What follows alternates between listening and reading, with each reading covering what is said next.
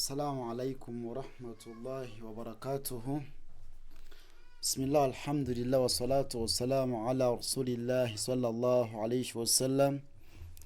Tukyagendera ddala mu maaso n'omusomo gwaffe ogw'ekitiibwa. Tukyali mu example za nun sakinatu mu idgham ze tulimu. Ntegerekese.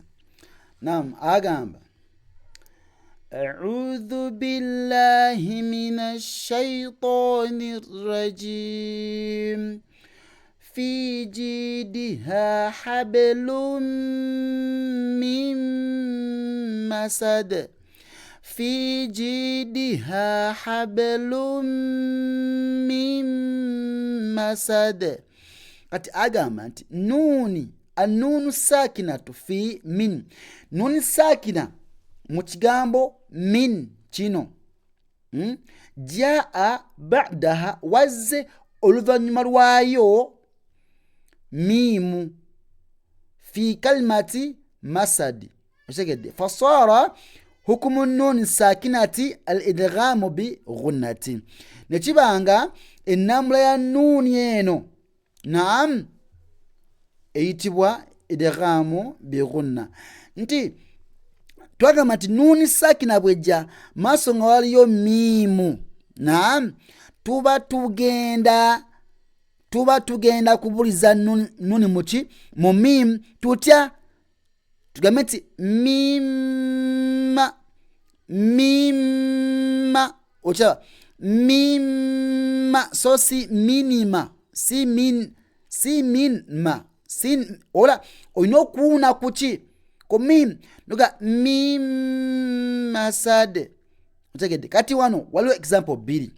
Waliwo example ya nun sakina ne example eya tanwin. Naye nti olwokuba nti tukyali ku nuuni bali mu konsalinga yaki ya nuuni, naye nga kino kyekimu ne kino okiraba wonna zonna miimu ate wano tanwin, wano nun sakina.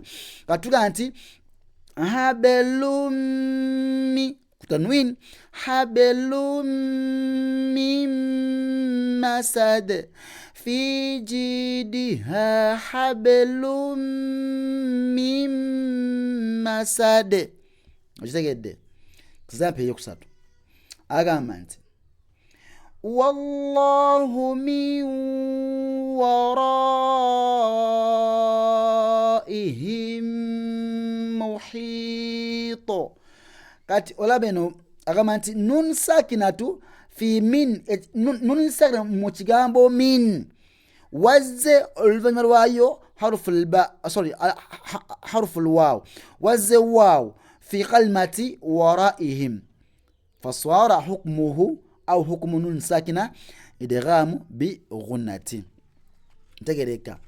Agamba nti nuuni bwezze wano ne wajja waaw, olina okugibuliza mu waawu. Ntegereka. Nekibeera nga ennamula ya nuuni eno ya sukuuni eri muki mu idghamu bi ghunna. Kitegeeza nti olina okubuliza nga bwokola ki, nga bwowuuna. Nuga wallahu min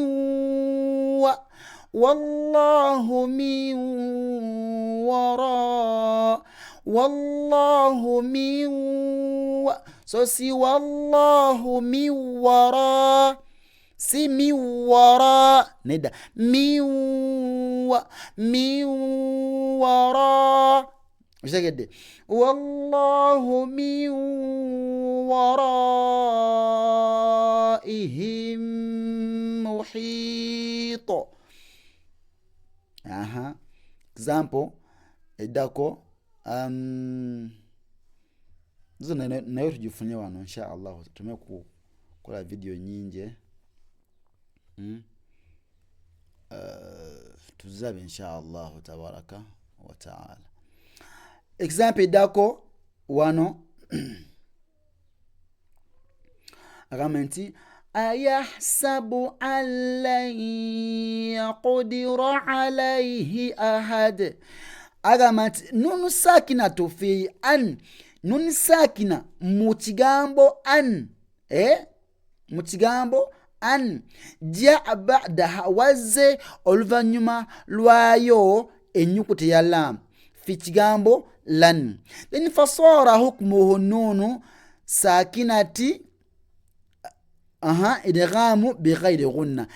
Kasita wazze lam oluvanyuma lwa nun sakina nekibanga nga hukumu enamula eri wano egwa muki mwidghamu bila ghunna, mukubuliza okutali mukola ki kuwuna kwe twasomako. Okitegedde twagamba nti nun sakina bwejja oba tanwin maaso ngaliyo lam oba ra'u tubuliza nga tetuwuna nga tetulwisa. Noga nti ayahsabu alla so si ayahsabu anilla si anila. Ntegereka tubuliza nuni mulam tugamba nti alla tetugisoma. Okitegedde ayahsabu allayaqo kino tekimu ne kino zona idgham naye eno bighunna eno bighayri ghunna nenga zona za nun sakina.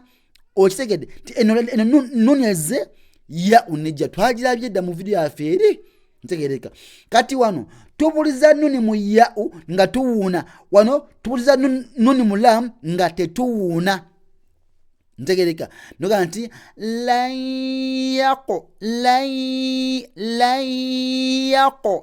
ayahsabu allayaqo ayahsabu allayaqdiru alayhi ahad. Wakategedde akasembayo kununi sakina agamba nti kalla innal insana la yatgha kalla innal insana la yatgha au suwenjagala arraahu staghna. Akwade ayeno asobora okuweno eyo nteyina kyabadde akusomesa naye okusikayo amakulu akwadde emabega asobora okuweno. Okitegedde kati ku kigambo arraahu staghna. So annunu sakinatu fi kalimati an kino nam jaa ba'daha ra nti wazze ba'da nun sakinati enyukuti ya ra'u mu kigambo arra'u. Okitege sorry mu kigambo kyekiriwa kino ra'a.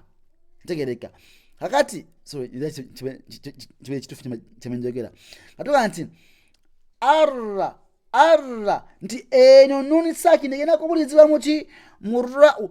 Tugambe nti arraahu staghna. Wakategedde tubuliza nuni mu ra'u nitugamba nti arra so si anirra wabula arraahu staghna. Tuli wamu. بارك الله فيكم جزاكم الله خيرا في الدنيا والآخرة.